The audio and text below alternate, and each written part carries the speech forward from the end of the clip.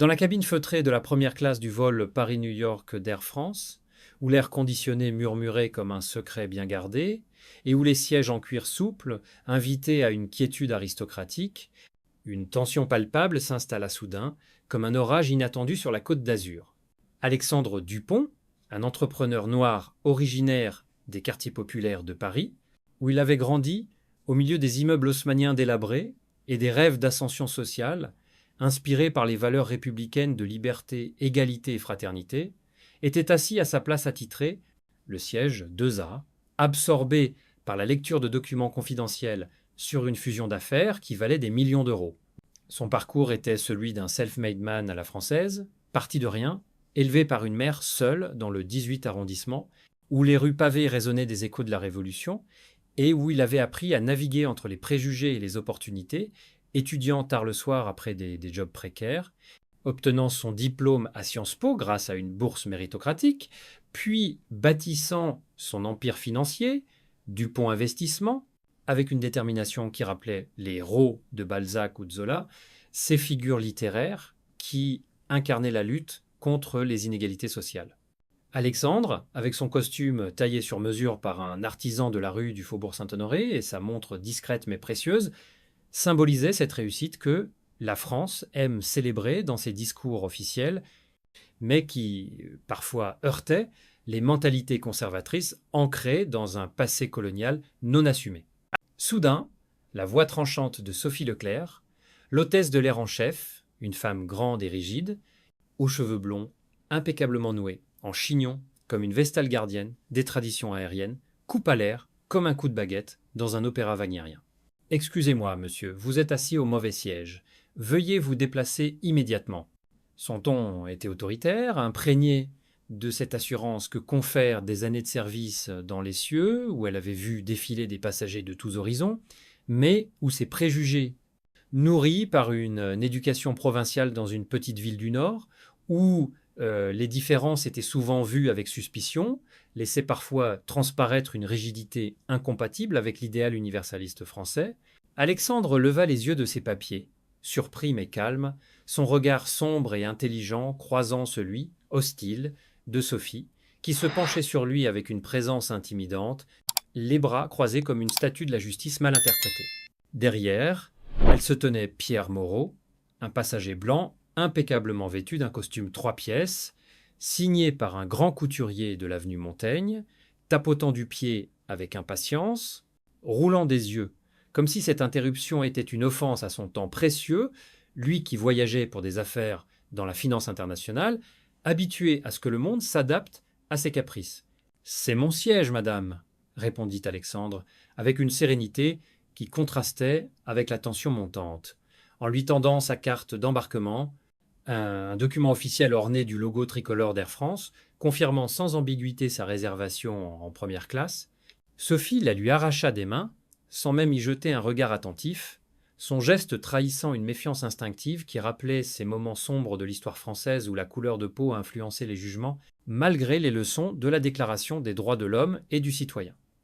N'importe qui peut imprimer un billet falsifié de nos jours. Ce monsieur a payé le plein tarif pour la première classe, répliqua-t-elle en désignant Pierre Dupousse, comme si cela justifiait tout, ignorant que la France, patrie des Lumières, prônait l'égalité devant la loi et les services. Vous devriez prendre vos affaires et vous déplacer vers l'arrière. Où est votre place? La température dans la cabine sembla chuter, comme lors d'une descente en altitude, et plusieurs regards se figèrent, chargés d'un malaise qui évoquait les débats sociétaux actuels sur le racisme systémique, ces discussions animées dans les cafés parisiens ou sur les plateaux de télévision où l'on invoquait Voltaire et Rousseau pour défendre la tolérance. Une jeune femme assise au siège 2B, Élise Dubois, une artiste numérique originaire de Lyon, avec ses cheveux teints en bleu et son téléphone dernier cri, commença à filmer discrètement la scène. Son instinct de citoyenne engagée, forgé par les mouvements comme MeToo ou les Gilets jaunes, la poussant à documenter l'injustice pour la partager sur les réseaux sociaux où la France connectée amplifiait les voix marginalisées, Élise, qui voyageait pour une exposition d'art contemporain à New York, sentait monter en elle une indignation typiquement française, celle qui avait conduit à la prise de la Bastille, refusant de laisser passer un acte qui bafouait les principes républicains. Aviez-vous déjà ressenti cette impression que, malgré vos efforts et vos mérites, on vous refusait une place que vous aviez gagnée à la sueur de votre front, comme si les ombres du passé colonial persistaient dans les recoins de la société moderne? Le silence inconfortable qui plana dans l'air semblait poser cette question muette, tandis que la voix métallique du haut-parleur interrompait « Départ prévu dans 18 minutes ». Veuillez prendre vos sièges. Sophie, forte de ses 12 années d'ancienneté, se planta fermement près du siège 2A, comme une sentinelle défendant un territoire sacré, son uniforme bleu marine évoquant l'autorité d'un fonctionnaire d'État. Je n'ai pas de temps pour ces jeux. Elle haussa légèrement la voix pour que les autres passagers entendent, transformant la scène en un spectacle public, une tradition théâtrale française où les conflits se jouent sur scène. Nous avons un passager légitime de première classe qui attend, et vous retardez le vol. Pierre Moreau avança avec un dramatisme exagéré, agitant sa montre de luxe comme un sceptre, enfin quelqu'un qui gère cela comme il faut. J'ai une correspondance à New York et je ne peux pas la rater à cause de... Il ne termina pas sa phrase, mais tous comprirent l'implicite, ce sous-entendu, qui heurtait les idéaux d'égalité chers à la nation. Alexandre ne bougea pas, sortant sa carte Platinum Elite avec son nom et le siège assigné « Je vole avec Air France depuis 8 ans. Ce siège est le mien ». Sophie les regarda à peine. De nos jours, tout le monde falsifie ses cartes. J'en vois des imitations tout le temps. Élise tourna son téléphone et sa diffusion en direct sur Instagram passa de 3 à 10, puis à 50 spectateurs, les commentaires affluant comme une marée. C'est répugnant. Appelez la presse. Jamais plus avec Air France. Le murmure s'étendit dans la première classe, certains sortant leur téléphone pour filmer, un couple âgé, monsieur et madame Lefebvre, un retraité de l'éducation nationale et sa femme, ancienne professeure de littérature, chuchotant dans la rangée 3, c'est scandaleux, cela rappelle les heures sombres, évoquant subtilement l'occupation ou les discriminations d'après-guerre, leur voix tremblante de cette sagesse acquise au fil des décennies de République. Un homme d'affaires encadré, Jacques Bertrand, secoua la tête en signe de désapprobation, mais Pierre, avec un ton condescendant, lança « Allez, déplacez-vous, mon ami. Il y a sûrement un bon siège en économie. » Le téléphone d'Alexandre vibra dans sa poche, un message de son conseil d'administration pour la réunion du lendemain sur l'Alliance avec Air France. Il l'ignora, savourant l'ironie brutale, lui qui déciderait bientôt des initiatives de diversité de la compagnie, vivant en chair propre le problème qu'il cherchait à résoudre, comme un philosophe existentialiste confronté à l'absurde sartrien. Flashback rapide dans l'esprit d'Alexandre. Enfant, il courait dans les rues de Belleville, évitant les gangs, étudiant sous la lumière faiblarde d'une lampe de bureau, inspiré par les discours de Martin Luther King traduits en français et par les écrits de Frantz Fanon, ce penseur antillais qui avait dénoncé le colonialisme, forgeant sa résolution à changer le monde par l'économie, montant les échelons jusqu'à diriger une firme influente, où chaque contrat était une victoire sur les stéréotypes. « Monsieur, nous avons des procédures », poursuivit Sophie. « En cas de litige sur les sièges, la politique exige que le passager coopère avec l'équipage. Si vous pensez qu'il y a erreur, déposez une plainte après. » La diffusion d'Élise atteignait maintenant 847 spectateurs, les commentaires se multipliant. C'est de la discrimination. Filmez tout. Appelez un superviseur. Un steward John de la classe économique, Antoine Moreau, un homme noir originaire de la banlieue de Marseille, apparut avec un air mal à l'aise. Sophie, son billet indique clairement. Mais elle le coupa net. « Retourne à ta section, Antoine, je m'en occupe. » Alexandre ouvrit à peine son portefeuille pour sortir une carte de visite, mais Sophie le remarqua. « Fermez cela et préparez-vous à vous relocaliser. Nous ne sommes pas ici pour que vous installiez votre bureau mobile. Peut être si vous appelez votre superviseur. Je n'ai besoin d'appeler personne. Ici, j'ai l'autorité, ou vous bougez volontairement, ou la sécurité vous escortera hors de l'avion. » L'annonce reprit.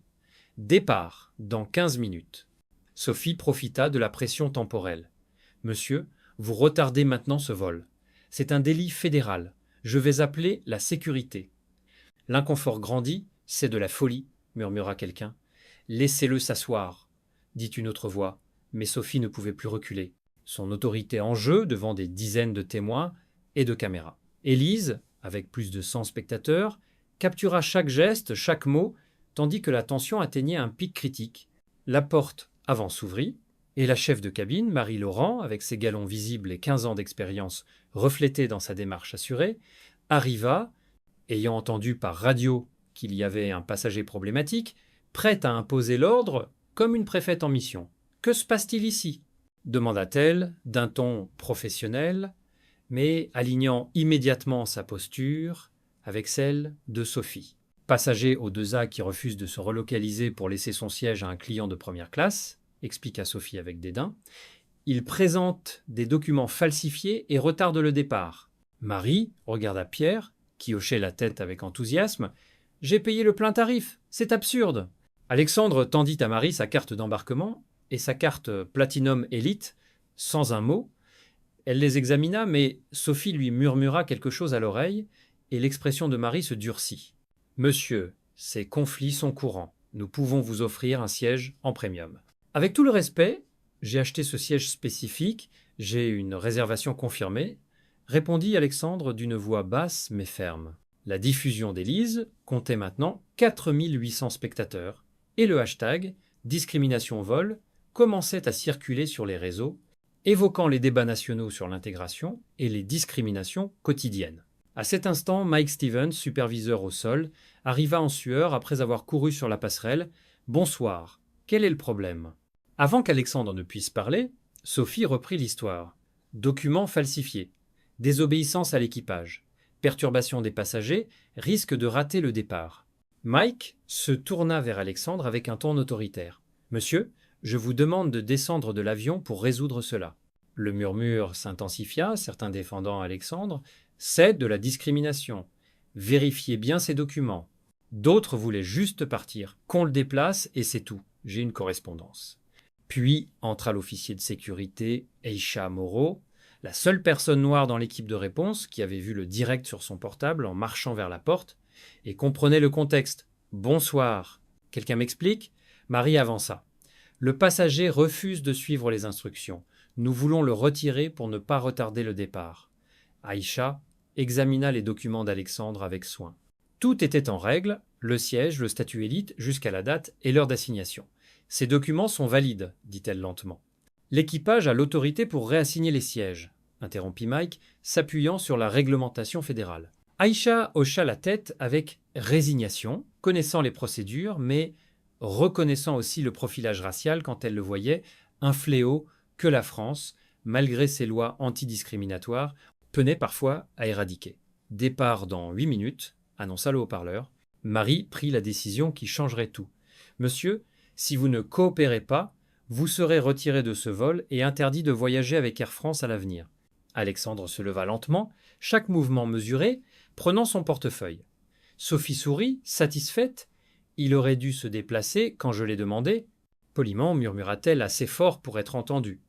La diffusion d'Élise explosa. 12 400 spectateurs et montant. Parmi les commentaires, des journalistes, des avocats et des organisations civiles commençaient à apparaître. Pierre s'installa triomphalement au 2A et commanda du champagne. « Certains doivent apprendre où est leur place, » dit-il sans gêne. Ce commentaire tomba comme une bombe dans la diffusion, le chat explosant d'indignation. Aïcha s'approcha d'Alexandre et lui parla bas. « S'il vous plaît, coopérez. Je sais que ce n'est pas juste, mais ici, vous ne gagnerez rien. » Alexandre la regarda avec une calme étrange. « Officier Moreau, vous avez raison, pas ici. » Marie informa par radio que le passager coopérait. L'équipage se réinstalla, convaincu d'avoir gagné la bataille, mais Alexandre, avec un geste précis comme un coup d'échec, ouvrit son portefeuille et tendit une carte de visite à Marie. Elle la regarda et son visage changea instantanément. « Alexandre Dupont, PDG de Dupont Investissement, appelez votre directrice de district maintenant. Dites à Isabelle Moreau que Dupont Investissement doit discuter de notre investissement dans Air France. » L'air dans la cabine devint irrespirable. Sophie se figea, Mike s'approcha pour voir la carte comme si c'était une langue étrangère. Alexandre sortit un second document, un certificat d'action préférentielle avec 23, 7% des droits de vote chez Air France. Le chat du direct s'emballa. Il est propriétaire de la compagnie, c'est historique, je n'arrive pas à y croire. Nous avons acquis cette participation le mois dernier, continua Alexandre tranquillement. 847 millions d'euros en actions. Demain, c'est la réunion pour approuver notre proposition de diversité. Sophie déglutit. Pierre cessa de sourire. Échat recula légèrement, comprenant que le jeu avait tourné. Marie fixait le document comme s'il pesait des tonnes. Alexandre, sans élever la voix, lâchait les pièces d'un puzzle qui laissait tout le monde sans souffle. Ce vol a été choisi pour observer le service client en première ligne. Ce qui s'est passé ce soir est exactement pourquoi notre plan d'investissement inclut une formation obligatoire sur les biais et des audits de diversité. Mike ne savait plus où regarder. Contrôle au sol. Nous avons besoin de la directrice de district Moreau à bord immédiatement. Code priorité alpha. Le murmure dans la cabine s'était transformé en un silence expectant. Élise continuait de filmer. Sa diffusion dépassait les 18 000 spectateurs. Alexandre ouvrit complètement son portefeuille. Contrat, projection, un dossier marqué confidentiel. Revue du conseil. Ces documents sont le cœur d'un audit de diversité. Vous venez de fournir un cas d'étude très coûteux. Sophie s'accrochait au dossier d'un siège. Dans son esprit, ces 12 années de carrière semblaient un château de cartes sur le point de s'effondrer. Alexandre leva les yeux. Cet incident est déjà dans les registres fédéraux. Pierre tenta de justifier. « Je ne savais pas. C'était un malentendu. » « Non, le coupa Alexandre. Vous avez validé la discrimination contre un passager. Cela s'appelle complicité. » À ce moment, le nombre de spectateurs dépassa les 25 000. Des médias internationaux commençaient à relayer la vidéo d'Élise. Aïcha avança. « Monsieur Dupont, je regrette ce qui s'est passé. Officier Moreau, vous avez agi avec professionnalisme dans une situation impossible. Cela sera reflété dans le rapport. » La radio de Marie crépita « Moreau en route. 2 minutes. »« Parfait, » répondit Alexandre. « Temps suffisant pour revoir les conséquences immédiates. » Il montra sur sa tablette le prix des actions d'Air France, chute de 230 € par action en 15 minutes, avec un 8 milliards d'actions en circulation. Cela fait 4, 1 milliard de pertes en capitalisation boursière, pour une interaction de service client. Sophie sentit un froid lui parcourir l'échine. Jamais dans sa formation on ne lui avait parlé de comment ces décisions pouvaient faire chuter la valeur de l'entreprise. De plus, continua Alexandre, nos partenaires investisseurs regardent cela, BlackRock, Vanguard, State Street. Si nous vendons notre participation, ils feront de même. 2-3 milliards de moins en investissement institutionnel. L'atmosphère était chargée comme en attente d'un verdict. Alors Alexandre sortit un document épais, le protocole Dupont, un plan en 5 points non négociables. Sa voix se fit plus ferme. 1. 40 heures de formation obligatoire sur la reconnaissance des biais pour tout le personnel en contact avec la clientèle avec recertification annuelle. 2. Système de surveillance en temps réel utilisant l'intelligence artificielle pour détecter les interactions potentiellement biaisées. 3. Création d'un défenseur indépendant des droits civils avec pouvoir de licenciement. 4. Audit trimestriel de diversité par des tiers avec résultats publics. 5. Fonds de 50 millions d'euros en bourse pour promouvoir les carrières en aviation dans les communautés sous-représentées. Isabelle Moreau entra dans l'avion juste comme Alexandre finissait le dernier point. Elle marcha directement vers lui. « Monsieur Dupont, Air France tient à s'excuser profondément pour cela. »« Madame Moreau, » l'interrompit Alexandre, « je ne veux pas d'excuses. Je veux un engagement. 24 heures pour accepter ces termes ou nous retirons notre investissement. » Élise braqua son téléphone sur le visage d'Isabelle, consciente que des milliers de personnes dans le monde attendaient la réponse. Et ainsi se clôturait l'incident à bord, laissant place à une révélation qui allait secouer les fondations de la compagnie et au-delà, dans une France où l'égalité n'était pas qu'un mot gravé sur les frontons des mairies, mais un combat quotidien. Au cœur de la cabine où l'atmosphère s'était alourdie comme un ciel parisien avant l'orage, Alexandre Dupont, avec une sérénité qui rappelait les stoïciens antiques tant admirés dans la philosophie française, observait le chaos qu'il avait involontairement déclenché, un chaos qui mettait à nu les fissures d'une société prétendument égalitaire, héritière des idéaux de la Révolution de 1789, mais encore hantée par des préjugés tenaces. La révélation de son identité avait figé l'équipage comme une scène de théâtre absurde à la Beckett, où les personnages attendent un dénouement qui tarde à venir, et Isabelle Moreau, la directrice de district, une femme d'une quarantaine d'années, au tailleur impeccable évoquant les femmes d'affaires des champs Élysées, se tenait là, essoufflée par sa course à travers l'aéroport Charles de Gaulle, ce géant de béton et de verre, symbolisant la grandeur française dans les airs. Monsieur Dupont, balbutia-t-elle, son accent du sud-ouest trahissant une pointe d'anxiété, malgré son expérience forgée dans les négociations syndicales et les crises aériennes, Air France vous présente ses excuses les plus sincères pour cette regrettable méprise. Nous allons résoudre cela immédiatement. Mais Alexandre, tel un stratège napoléonien planifiant sa prochaine bataille, secoua la tête avec une fermeté polie, ses yeux sombres fixant ceux d'Isabelle, comme pour sonder l'âme de la compagnie qu'il détenait en partie. Madame Moreau, les excuses sont vaines sans action. Vous avez 24 heures pour accepter le protocole Dupont ou nous retirons notre investissement. C'est non négociable, comme les principes de la République que nous chérissons tous.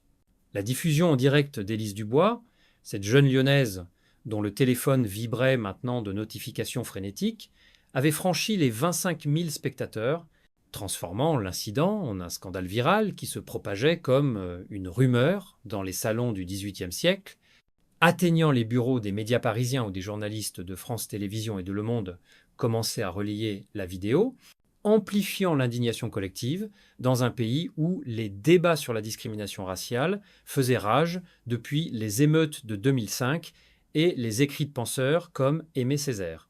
Pendant ce temps, dans le cockpit, le pilote en chef Henri Duval, un vétéran des cieux avec ses cheveux grisonnants et son uniforme orné d'insignes rappelant les héros de l'aéropostale comme Saint-Exupéry, avait entendu les bribes de la conversation par l'interphone et, sentant le vent tourner comme lors d'une turbulence inattendue, décrocha son téléphone satellite pour alerter la direction générale à Orly, murmurant d'une voix grave « Nous avons un problème majeur en première classe.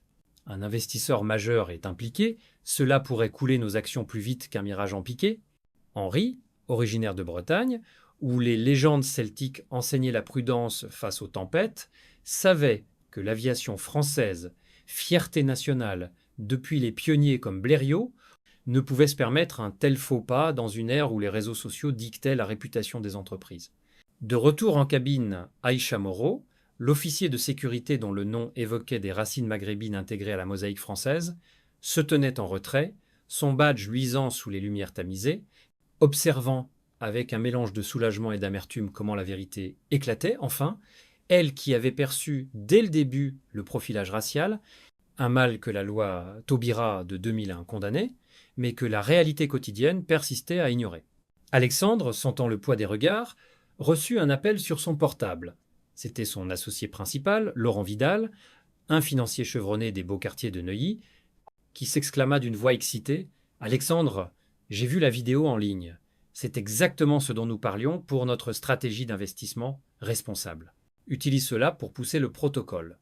Nos partenaires à Bruxelles et à New York sont prêts à suivre si Air France cède. » Laurent, avec son accent bourgeois et ses références à l'ENA, incarnait cette élite française qui mélangeait affaires et éthique, inspirée par les rapports ESG qui faisaient fureur dans les cercles de la finance verte. Alexandre hocha la tête, répondant brièvement « Précisément, cela va accélérer les choses. Prépare les documents pour la réunion de demain. » Ce coup de fil, comme un intermède dans une pièce de Molière, soulignait l'ironie. Lui, l'homme discriminé, tenait les rênes d'un empire capable de remodeler une icône nationale comme Air France, compagnie née des rêves d'Union européenne et de gloire post-coloniale. Sophie Leclerc, toujours figée près du siège, sentait son monde s'effondrer. Ses 12 années de loyaux services, passées à servir des croissants et du champagne aux élites, semblaient soudain vaines, comme une carrière balsacienne brisée par un scandale. Pierre Moreau, installé triomphalement mais maintenant mal à l'aise, sirotait son champagne, qui avait perdu son effervescence, marmonnant des excuses inaudibles, conscient que son attitude condescendante, typique de certains milieux privilégiés, où l'on citait Proust sans en appliquer les leçons d'humanité, venait de le piéger dans un filet médiatique impitoyable. Une autre passagère, Claire Fontaine, une femme d'affaires en tailleur chic venue de Bordeaux, où les vignobles symbolisaient la tradition française, se leva soudain pour soutenir Alexandre publiquement. « C'est inadmissible. En tant que fidèle cliente, je refuse de tolérer cela. Vive la France égalitaire. » Claire, avec son collier de perles et son engagement dans des associations pour l'égalité des genres, représentait cette bourgeoisie progressiste qui, influencée par les mouvements comme Balance ton porc, n'hésitait plus à prendre position, ajoutant une voix supplémentaire au chœur d'indignation qui gonflait la cabine comme une symphonie beethovenienne. Élise, sentant l'élan, zooma sur Claire, boostant ainsi les vues à 30 000, avec des commentaires affluents de toute l'Europe. « Bravo pour le soutien, la France doit changer. Égalite pour tous. » Marie-Laurent, la chef de cabine, tentait de calmer les esprits, invoquant les procédures comme un mantra bureaucratique, mais son autorité s'effritait face à la révélation, rappelant ces moments historiques où les hiérarchies vacillaient comme lors de mai 68. Isabelle Moreau, prenant la mesure de la crise, consulta rapidement son tablette, voyant les actions d'Air France plonger en temps réel sur les marchés après bourse, une chute qui évoquait les krachs financiers narrés par Zola dans L'Argent, et elle comprit que le protocole Dupont n'était pas une simple demande, mais un ultimatum qui pouvait redéfinir l'industrie aérienne française, intégrant des formations anti-biais inspirées des programmes universitaires comme ceux de la Sorbonne sur les études postcoloniales. Alexandre, avec une éloquence digne d'un orateur de l'Assemblée nationale, exposa plus en détail son protocole. Ce n'est pas seulement une question de justice, mais de rentabilité. Dans une France multiculturelle, ignorer la diversité, c'est ignorer le marché. Nos audits révéleront les failles et nos fonds soutiendront les talents issus des banlieues, comme j'en suis moi-même issu. Ces mots résonnaient comme un écho au discours de Macron sur l'inclusion, mais avec une force personnelle forgée dans l'adversité. Henri Duval, du cockpit, envoya un message urgent. Direction confirmer l'arrivée d'un représentant supérieur. Le passager est un actionnaire clé. Cela accéléra les choses. Et bientôt, un appel de la direction générale confirma que le PDG Jean-Pierre Bertrand suivait l'affaire de près, depuis son bureau surplombant la Seine, où les portraits de De Gaulle veillaient sur les décisions stratégiques. Claire Fontaine, encouragée, partagea la vidéo sur son LinkedIn, atteignant des cercles d'affaires où l'on discutait déjà des implications pour les investissements ESG. Sophie, en larmes contenues, murmura une excuse, mais Alexandre, magnanime comme un héros hugolien, répondit « Ce n'est pas personnel, Madame Leclerc, c'est systémique. Et c'est ce que nous allons changer. » La tension culmina lorsque Isabelle, après un appel frénétique, annonça « Nous acceptons de discuter le protocole, mais donnons-nous du temps. » Alexandre refusa 24 heures, pas une de plus. Demain, à la réunion du Conseil, tout sera décidé. Élise captura ce moment pivotal, sa diffusion atteignant maintenant 50 000 vues, avec des tags comme « révolutionnairienne circulant », évoquant l'esprit contestataire français. Echa, enfin, s'avança pour escorter Alexandre vers un siège temporaire, mais il déclina « Je reste ici. C'est mon siège. Et maintenant, c'est le symbole d'un combat plus grand. » Pierre, humilié, se leva volontairement, marmonnant « Je n'avais pas réalisé. » Mais les dommages étaient faits, et la cabine, autrefois divisée, se unissait dans un silence respectueux, comme après une manifestation réussie place de la République. Henri Duval annonça par haut-parleur un léger retard pour raisons techniques, masquant la crise, tandis que dehors, les lumières de Roissy scintillaient comme des étoiles témoins d'un tournant historique.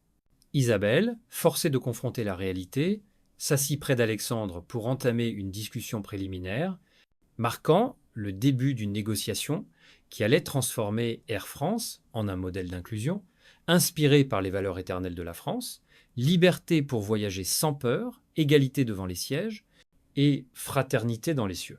Ainsi, la révélation n'était pas seulement celle d'une identité, mais d'un système à réformer, dans un pays où l'histoire enseigne que les changements naissent souvent des injustices les plus flagrantes, comme les cahiers de doléances menant à la Révolution. 24 heures plus tard, dans la salle de réunion du siège d'Air France, nichée au cœur du quartier d'affaires de Roissy, où les tours de verre reflétaient le ciel, changeant de l'Île-de-France, comme un miroir des ambitions nationales. La tension était palpable, coupante comme une lame de guillotine révolutionnaire, rappelant ces moments historiques où les puissants devaient rendre des comptes au peuple, ou du moins à ceux qui tenaient les cordons de la bourse. Jean-Pierre Bertrand, le PDG d'Air France, un homme aux tempes grisonnantes, et au costume impeccablement coupé par un tailleur de la place Vendôme, tenait entre ses mains tremblantes un document qui pesait plus lourd que les archives de la Bibliothèque nationale. Le protocole Dupont, ce manifeste moderne pour l'égalité dans les cieux, inspiré des idéaux voltairiens de tolérance et des écrits de Simone de Beauvoir sur l'émancipation. Face à lui, Alexandre Dupont et son équipe, venus de leur bureau parisien surplombant la Seine, examinaient les rapports avec une précision chirurgicale, leurs expressions trahissant une détermination forgée dans les luttes pour les droits civiques, ces combats qui, depuis les Lumières jusqu'aux manifestations contre les discriminations contemporaines, définissaient l'âme française. Monsieur Dupont commença Bertrand d'une voix qui tentait de masquer son appréhension, évoquant les discours des présidents de la Vème République lors des crises nationales. Air France assume l'entière responsabilité de ce qui s'est produit hier soir. Nous sommes prêts à mettre en œuvre des changements immédiats et profonds, alignés sur les valeurs de notre République. Liberté, égalité, fraternité. Les chiffres étaient brutaux, comme une page arrachée d'un roman de Zola dépeignant les misères industrielles. La vidéo d'Élise Dubois avait atteint 8 millions de vues en une nuit, transformant discrimination-vol en une tendance mondiale qui inondait les réseaux sociaux, des cafés de Saint-Germain-des-Prés au forum en ligne, où l'on débattait de l'héritage colonial français et de la nécessité d'une véritable intégration. Les actions d'Air France avaient chuté de 11% à l'ouverture de la Bourse de Paris, effaçant un 2 milliards d'euros de valeur marchande, une perte qui rappelait les cracks financiers du XIXe siècle, narrés par Balzac dans La Comédie humaine, où l'argent dictait les destinées humaines. Sophie Leclerc avait été licenciée avec effet immédiat, annonça Bertrand, sa voix résonnant comme un verdict judiciaire dans un tribunal de la Révolution. Une enquête interne avait révélé un pattern de conduite discriminatoire sur 5 ans, avec 27 plaintes documentées ignorées par la hiérarchie, un scandale qui heurtait les principes de justice sociale chers à la France, patrie de Victor Hugo et de ses Misérables. Alexandre hocha la tête sans sourire, son regard intense, rappelant celui d'un philosophe existentialiste comme Camus face à l'absurde, et M. Mike Stevens, suspension sans solde pour 30 jours, formation obligatoire de 80 heures sur les biens inconscients et réaffectation permanente à des fonctions sans contact avec les passagers, répondit Bertrand, listant les mesures comme un décret présidentiel. Le protocole Dupont avait été approuvé à l'unanimité par le conseil d'administration, un vote qui évoquait les assemblées constituantes où l'on forgeait les lois de la nation. Bertrand détailla le plan avec une précision militaire. La formation débutera lundi dans tous les aéroports principaux, 34 000 employés certifiés en 90 jours, avec des modules inspirés des programmes universitaires sur les études postcoloniales, comme ceux enseignés à l'université de Nanterre. Le système de surveillance par intelligence artificielle entrera en phase bêta à Roissy, Orly et Lyon-Saint-Exupéry, immédiatement détectant les interactions suspectes comme un gardien vigilant de la République. Isabelle Moreau, présente à la réunion, ajouta d'une voix ferme, son accent provençal apportant une touche de chaleur méridionale à la froideur des négociations. Le poste de défenseur, indépendant des droits civils, est déjà publié. Nous cherchons des anciens procureurs du ministère de la Justice ou des dirigeants d'associations comme SOS Racisme pour assurer une impartialité totale.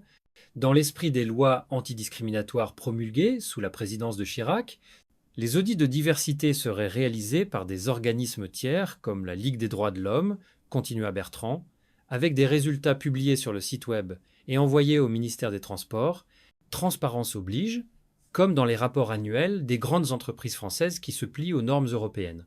La nouvelle du fonds de bourse de 50 millions d'euros avait généré une couverture médiatique positive, ouvrant des opportunités dans les programmes d'aviation pour les universités et écoles issus des quartiers populaires, ces bastions de la diversité française, où naissent les talents futurs, à l'image des grandes écoles qui ont formé les élites, mais qui s'ouvrent désormais à tous. Pendant ce temps, les vies des protagonistes divergeaient comme les branches d'un arbre généalogique hugolien. Élise Dubois reçut une offre de France 24 pour devenir correspondante sur les thèmes des droits civils, sa diffusion en direct étudiée comme un cas de journalisme citoyen dans les écoles de journalisme comme le CFJ à Paris, où l'on enseigne que la plume ou la caméra est plus forte que l'épée. Pierre Moreau perdit son contrat de consultance, ses commentaires durant l'incident violant les politiques de diversité de son entreprise, et y figurait désormais dans une nouvelle base de données de conduite des passagers, potentiellement l'empêchant de voyager sur plusieurs compagnies, un châtiment moderne qui rappelait les listes noires de l'époque macartiste, mais adapté à l'ère numérique française. L'officier Aïcha Moreau fut reconnue officiellement pour son professionnalisme et promue directrice de la formation en sécurité aéroportuaire, son gestion de l'incident devenant matériel d'entraînement national, enseigné dans les académies comme celle de la police nationale, où l'on forme les gardiens de la paix à reconnaître les injustices. Antoine Moreau, le steward de classe économique qui s'était senti impuissant cette nuit-là, fut élevé au rang de coordinateur de la formation en diversité, son expérience de première main devenant clé pour identifier et corriger les patterns de discrimination, une ascension qui symbolisait la mobilité sociale tant vantée dans les discours républicains. L'écho de l'affaire résonna bien au-delà d'Air France, touchant l'industrie aérienne française et européenne tout entière.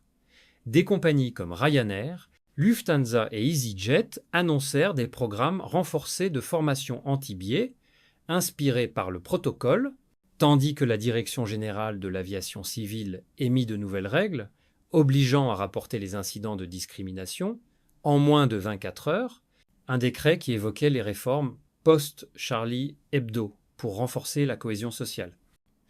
Même des auditions au Sénat français furent programmées pour enquêter sur les biais systémiques dans l'aviation commerciale, avec des experts citant des études de l'INSEE sur les inégalités raciales, transformant l'incident en un catalyseur national pour le changement, comme les affaires Dreyfus ou Outreau avaient secoué la justice. La manœuvre finale d'Alexandre surprit le marché. Au lieu de se retirer, Dupont Investissement doubla sa participation dans Air France, injectant 400 millions d'euros supplémentaires, un message clair comme un édito du Figaro. Il soutiendrait la compagnie tant qu'elle respecterait ses engagements, mais le non-respect entraînerait un retrait immédiat et une dénonciation publique des failles, une menace qui pesait comme l'épée de Damoclès sur les dirigeants. Le succès signifie que nous restons partenaires, déclara Alexandre. L'échec implique une sortie et une transparence totale dans l'esprit des lanceurs d'alerte que protège notre législation. 6 mois plus tard, le vol incriminé n'était plus un incident isolé, mais un point d'inflexion dans l'industrie aérienne, un tournant comparable à la libéralisation des cieux européens dans les années 1990. Air France rapportait les indices de satisfaction client les plus hauts de son histoire, avec des sondages montrant une hausse de 30% parmi les voyageurs issus des minorités, preuve que l'inclusion n'était pas seulement morale mais rentable, comme le soulignaient les économistes français influencés par Piketty dans ses analyses sur les inégalités. Le protocole Dupont avait non seulement transformé les politiques internes, mais changé la culture corporative. Les évaluations des employés incluaient désormais des scores de compétences culturelles, inspirés des grilles d'analyse sociologique de Bourdieu, et les promotions exigeaient de démontrer des aptitudes au traitement inclusif, comme dans les grandes administrations publiques françaises. Les équipes de surveillance par IA envoyaient des alertes en temps réel sur les interactions potentiellement discriminatoires, un système high-tech qui rappelait les innovations françaises en matière d'intelligence artificielle, promu par le plan Macron pour l'IA, sur la scène principale du sommet de la diversité en aviation, tenu à Toulouse, berceau de l'aéronautique française où Airbus symbolise la fierté industrielle, Alexandre Dupont s'adressait à des leaders du secteur venus du monde entier, sa voix résonnant comme un discours gaullien appelant à la grandeur. La dignité n'est pas négociable. Quand nous exigeons la responsabilité, nous créons un changement qui protège chaque voyageur qui vient après nous, dans l'esprit de fraternité qui unit notre nation. Les résultats étaient irréfutables, les plaintes pour discrimination avaient chuté de 47% dans les compagnies adoptant des programmes anti-biais, et les voyages d'affaires des minorités avaient cru de 30 et 1%, démontrant que l'inclusion était non seulement juste, mais économiquement viable, un argument que les think tanks comme Terra Nova propageaient dans leur rapport. Élise Dubois présenta son documentaire à 35-0 pieds vers la justice au Festival de Cannes, remportant le prix du public, et dans les interviews, elle le résumait ainsi. Une simple enregistrement a tout changé. Cela prouve que le citoyen ordinaire peut exiger des comptes aux puissants s'ils documentent la vérité, comme les pamphlétaires de la Révolution française. La Fondation Égalité et Transport, impulsée par Alexandre, avait distribué 12 millions d'euros en bourse pour étudiants des communautés sous-représentées, avec 43 d'entre eux inscrits dans des programmes de pilote aux écoles comme l'ENAC, l'École nationale de l'aviation civile, où l'on forme les futurs capitaines des airs. La stratégie d'Alexandre inspira d'autres secteurs. L'hôtellerie, avec des chaînes comme Accor adoptant des protocoles similaires, le commerce de détail, avec des géants comme Carrefour renforçant leur formation, et la santé où les hôpitaux publics intégraient des audits de diversité, influencés par les critères ESG que les firmes d'investissement utilisaient pour forcer des changements réels en matière d'inclusion, un mouvement qui gagnait du terrain en Europe, avec la France en tête comme porte-étendard des droits humains. Le licenciement de Sophie Leclerc devint un cas d'étude dans les écoles de commerce comme HESSEC ou l'ESSEC, où l'on analysait comment une action discriminatoire avait coûté à l'entreprise 165 millions d'euros en réforme immédiate, sans compter le dommage réputationnel qui mettrait des années à se résorber, une leçon que Alexandre répétait dans ses conférences universitaires. Quand la discrimination devient coûteuse, les entreprises changent vite, comme les réformes fiscales sous Louis XVI ont précipité la Révolution. Le ministère des Transports adopta le protocole Dupont comme guide pour toutes les compagnies aériennes commerciales, rendant obligatoires les formations anti-biais, les systèmes de surveillance et les audits, des normes qui s'étendaient à l'Union européenne, renforçant le leadership français en matière de régulation sociale. Antoine Moreau, promu, voyageait maintenant pour former les équipages, partageant son témoignage comme un conte moral voltairien, soulignant que le pouvoir économique, bien utilisé, pouvait faire plus pour la justice sociale que des années de procès et de protestations, un message qui résonnait dans une France où l'économie et l'éthique se mêlaient depuis les physiocrates du XVIIIe siècle.